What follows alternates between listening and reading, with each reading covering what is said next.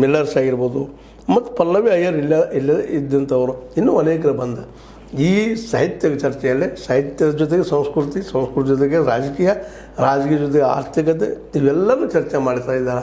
ಇದರಿಂದ ಏನಾದರೂ ಹೊಸ ವಿಚಾರಗಳು ನಮ್ಮ ಮುಂದಿನ ಯುವ ಜನರಲ್ಲಿ ಬರ್ಬೋದಾ ಅನ್ನುವಂಥ ಒಂದು ಚಿಂತನೆ.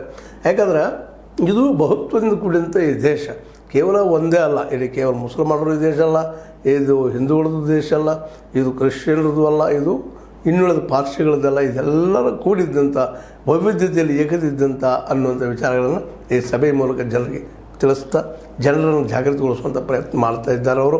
ಆದರೆ ಈ ಪ್ರಯತ್ನ ಸಾಲದು ಅಂತೇಳಿ ಭಾಳ ಕಡಿಮೆ. ಯಾಕೆ ಇಡೀ ದೇಶ ತುಂಬ ಮುಟ್ಟಬೇಕಾಗ್ತದೆ. ಕೇವಲ ಸಾಹಿತಿಗಳು ಒಂದಿಷ್ಟು ಜನ ನೋಡಿರಿ, ಇಲ್ಲಿವರೆಗೆ ಹೆಚ್ಚು ಕಮ್ಮಿ 8-9 ಲಕ್ಷ ಜನ ಬಂದು ಹೋಗಿದ್ದಾರೆ ಅಂತ ಹೇಳ್ತಾ ಇದ್ದಾರೆ. 8-9 ಲಕ್ಷ ಜನ ಈ 100 ಕೋಟಿ ಇದ್ದಂಥ ಈ ದೇಶದಲ್ಲ ಯಾವ ಲೆಕ್ಕ ಅಂತ ಸಾಮಾನ್ಯವಾಗಿ ಅನಿಸ್ತಾ ಇದೆ. ಹೀಗಾಗಿ ಇವತ್ತು ಸಂಪ್ರದಾಯವಾದಿಗಳು 1, 2, 4, 8, 16, 32 ಈ ರೀತಿಯಾಗಿ ಇರ್ತಾ ಹೋದ್ರೆ, ಇಲ್ಲೇ ವಿಚಾರವಾದಿಗಳು 1, 2, 3, 4, 5, 6, 7, 8 ಅಂಕಗಣಿತದಲ್ಲಿ ಹೋಗುತ್ತಿರುವುದರಿಂದಾಗಿ ಇವತ್ತು ಈ ಮೂಲಭೂತವಾದಿಗಳ ಅಥವಾ ರಾಜತ್ವವನ್ನು ಪ್ರೀತಿ ಮಾಡುವಂಥವರ ಡಾಮಿನೆನ್ಸಿಲ್ ಹೆಚ್ಚಾಗಿದೆ ಅನ್ನೋದು ಸ್ಪಷ್ಟವಾಗಿ ಕಂಡು ಬರ್ತಾ ಇದೆ. ಇಂಥ ಒಂದು ಸಾಹಿತ್ಯ ಸಭೆಗಳು ಎಲ್ಲ ಕಡೆಗೂ ದೇಶದ ಎಲ್ಲ ಕಡೆಗೂ ಆಗುವಂಥ ಒಂದು ಏನಪ್ಪ ಅಂತಂದ್ರೆ ಸಾಹಸ ಆಗಬೇಕು. ಅದನ್ನು ಮಾಡೋರು ಯಾರು ಅಂತ.